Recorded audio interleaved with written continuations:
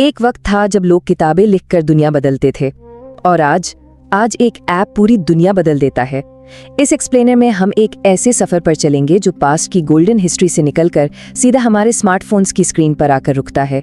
हम देखेंगे कि कैसे एक छोटा सा आइडिया एक ग्लोबल मूवमेंट बन सकता है। ये सिर्फ टेक्नोलॉजी की बात नहीं है, ये एक बिल्कुल नए माइंडसेट की कहानी है।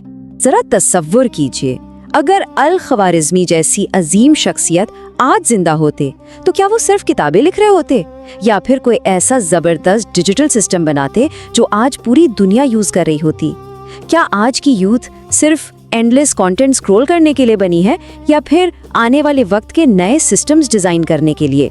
चलिए देखते हैं कि हिस्ट्री हमें इस बारे में क्या सिखाती है।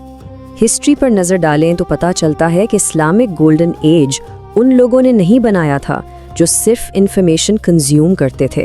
हाउस ऑफ विजडम में बैठने वाले एक्टिव क्रिएटर्स थे। जब इब्न सीना ने मेडिसिन में अपनी रिसर्च की तो उन्होंने एक ऐसी फाउंडेशन रखी जिस पर आज का मॉडर्न साइंस खड़ा है, और आज उसी फाउंडेशन पर एआई, मॉडर्न एप्स और डिजिटल सिस्टम्स डेवलप हो रहे हैं। उनका माइंडसेट पैसिव नहीं था बल्कि कुछ नया क्रिएट करने का था।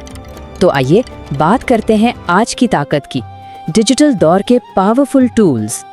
आज की जनरेशन के पास ऐसी पावर और टूल्स मौजूद हैं जो हिस्ट्री के किसी बड़े से बड़े एम्परर के पास भी नहीं थे। सच में टेक्नोलॉजी अब सिर्फ एक बोरिंग यूटिलिटी नहीं रही, एआई अब लिटरली खुद कोड लिख रहा है। एक सिंपल सा आइडिया रातों रात एक ग्लोबल प्रोडक्ट बन सकता है और उसे पूरी दुनिया में लॉन्च करने के लिए प्लेटफॉर्म्स हर वक्त रेडी हैं। टेक अब एक इमर्सिव एक्सपीरियंस बन चुका है, बिल्कुल उन Google anti gravity type experiments की तरह जहां स्क्रीन की हर चीज इंटरैक्ट करती है। ये पावर अब आम इंसान के हाथ में है। अब सवाल ये है कि ये सब होता कैसे है? ऐप बनाना बहुत आसान हो चुका है, सिर्फ 4 सिंपल स्टेप्स हैं। प्रॉब्लम सोचना, आइडिया स्केच करना, एआई की मदद से बिल्ड करना और टेस्ट करके पब्लिश करना। ये दुश्वारी अब इन 4 सिंपल स्टेप्स ने बिल्कुल खत्म कर दी है। इनको समझकर कोई भी शख्स एक पैसिव कंज्यूमर से एक्टिव क्रिएटर बन सकता है। ये ब्लूप्रिंट बिल्कुल प्रैक्टिकल और डुएबल है। स्टेप 1 और सबसे इम्पोर्टेंट है, एक रियल वर्ल्ड प्रॉब्लम को पकड़ना। दुनिया का हर पावरफुल ऐप किसी न किसी प्रॉब्लम का सॉलिड सोल्यूशन होता है। एग्जाम्पल के तौर पर स्टूडेंट्स को अक्सर अपना स्टडी स्केड्यूल मैनेज करने में बहुत कंफ्यूजन होती है, राइट? तो एक सिंपल सा स्टूडेंट स्टडी प्लानर ऐप उस कंफ्यूजन को हमेशा के लिए खत्म कर सकता है। असल चीज टेक्नोलॉजी नहीं है बल्कि वो प्रॉब्लम है जो सॉल्व हो रहा है। अगला कदम है अपने आइडिया को रियलिटी का रूप देना। एक नोटबुक या नोट्स ऐप खोलिए और ऐप का स्ट्रक्चर ड्रॉ करें। लॉगिन स्क्रीन कहाँ होगी, होम पेज कैसा दिखेगा, मेन फीचर्स कहाँ होंगे। जब एक आइडिया कागज पर स्केच होता है ना, तो वो दिमाग से निकलकर रियलिटी की तरफ अपना पहला फिजिकल कदम रखता है।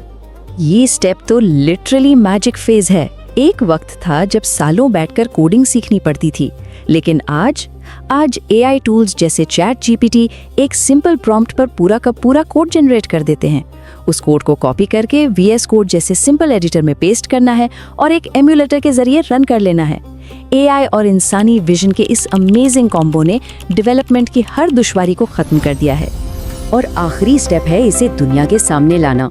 लेकिन लॉन्च से पहले दोस्तों और अपनी कम्युनिटी से ऐप को टेस्ट करवाना जरूरी होता है। जो छोटी मोटी गलतियां या बग्स सामने आए उन्हें फिक्स किया जाता है और फिर फुल कॉन्फिडेंस के साथ प्ले स्टोर या किसी भी प्लेटफॉर्म पर पब्लिश। बस एक ब्रांड न्यू ऐप तैयार। अब हम आते हैं कुछ कमाल के आइडियाज पर। हर फील्ड के स्टूडेंट्स के लिए यहाँ मौके मौजूद हैं। अक्सर लोग सोचते हैं कि टेक तो सिर्फ कंप्यूटर साइंस वालों के लिए है। बिल्कुल नहीं।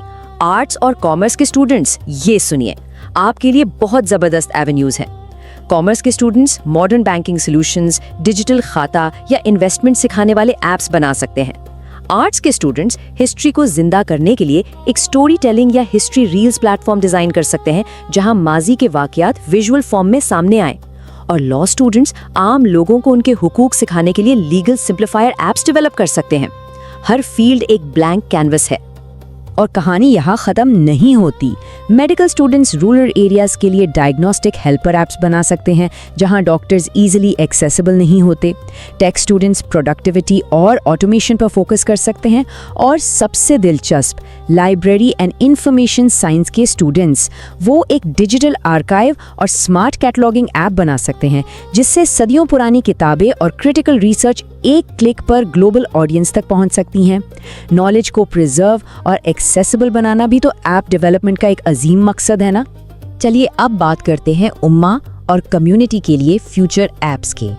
जब किसी स्किल को कम्युनिटी की बेहतरी के लिए यूज किया जाए तो उसका इम्पैक्ट 1000 गुना बढ़ जाता है। एक ग्लोबल उम्मा स्किल नेटवर्क का तस्वुर करें जहां दुनिया भर से लोग अपनी स्किल शेयर कर रहे हों, या फिर एक ज़कात ट्रांसपेरेंसी ऐप जो बता सके कि डोनेशंस एग्जैक्टली कहाँ यूज हो रही हैं। एक AI कुरान कंपेनियन जो मॉडर्न चैलेंजेस में प्रॉपर्ली गाइड करे। ये आइडियाज एक नए सोशल इंफ्रास्ट्रक्चर की बुनियाद रख सकते हैं। ये प्लेटफॉर्म सिर्फ चंद मोबाइल ऐप्स नहीं है, ये एक्चुअली सोसाइटी के रिस्पॉन्सिबिलिटी लेने का एक बड़ा मॉडर्न तरीका है। ये इस बात का प्रैक्टिकल सबूत है कि टेक्नोलॉजी को सिर्फ एंटरटेनमेंट और टाइम पास के लिए नहीं बल्कि एक बेहतर और ब्राइट फ्यूचर तामीर करने के टूल के तौर पर इस्तेमाल किया जा सकता है। आखिर में सबसे अहम बात, बेहतर मुस्तकबिल की सोच और एक नया माइंडसेट। हमारे पास एडवांस्ड AI और ग्लोबल प्लेटफॉर्म्स मौजूद तो हैं, लेकिन दुख की बात है कि एक बहुत बड़ा तबका इनका सही इस्तेमाल नहीं कर रहा। बात असल में टूल्स की नहीं, माइंडसेट की होती है। एक तरफ वो पैसिव कंज्यूमर माइंडसेट है जिसका पूरा दिन बस एंडलेस स्क्रॉलिंग में गुजर जाता है, और दूसरी तरफ एक एक्टिव क्रिएटर का माइंडसेट है जो अपनी स्क्रीन टाइम को नए सॉल्यूशंस बिल्ड करने और कम्युनिटी की बेहतरी के लिए इस्तेमाल करता है। एक सिर्फ जिंदगी गुजारता है और दूसरा हिस्ट्री बनाता है। किसी ने क्या खूब कहा है, हिस्ट्री स्क्रॉल करने वालों ने नहीं, बनाने वालों ने लिखी है। ये अल्फाज सिर्फ एक कोट नहीं है, ये इस डिजिटल दौर में अपना एक्टिव किरदार अदा करने की एक पुकार है। आने वाली नस्लें हमें इस बात पर याद नहीं रखेंगी कि हमने रोज़ाना कितने घंटे कंटेंट कंज्यूम किया, बल्कि इस बात पर याद रखेंगी कि हमने उनके लिए पीछे क्या सॉल्यूशंस छोड़े। गोल्डन एज कोई गुजरा हुआ मखसूस ज़माना नहीं था, वो एक अप्रोच का नाम था, एक विजन था। जब कोई नई ऐप बनती है तो आम लोग उसके पीछे लिखा हुआ कोड नहीं देखते, वो उस विजन को देखते हैं जो उन्हें यह एहसास दिलाता है कि हाँ, मैं भी कर सकता हूँ। यही विजन एक्टिव क्रिएटर्स को कामयाबी के उरूज तक ले जाता है। तो अब वक्त आ गया है इस सोच को प्रैक्टिकल अमल में बदलने का। अगर पास्ट का गोल्डन एज किताब और रिसर्च से शुरू हुआ था, तो आने वाला डिजिटल गोल्डन एज इसी एक्टिव क्रिएशन से शुरू होगा। तो इस एक्सप्लेनर को ख़त्म करते हुए एक बहुत बड़ा सवाल छोड़कर जा रहा हूँ।